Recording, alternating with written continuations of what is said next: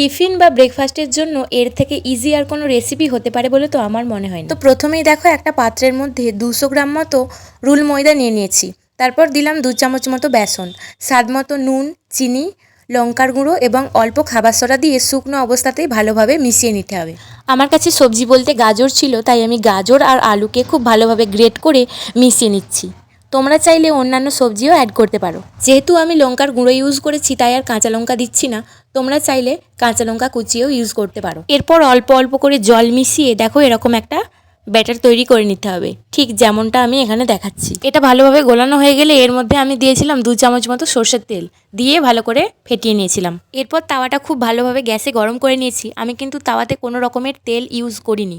এরপর গরম তাওয়ার মধ্যে 1 হাতা করে ব্যাটার দিয়ে 5 মিনিট ঢাকা দিয়ে উল্টে পাল্টে নেড়ে নামিয়ে নিলেই তৈরি আমাদের এই ঝটপট গোলা রুটি। এরকম আরও রেসিপি পাওয়ার জন্য সাবস্ক্রাইব করো। রাধে রাধে।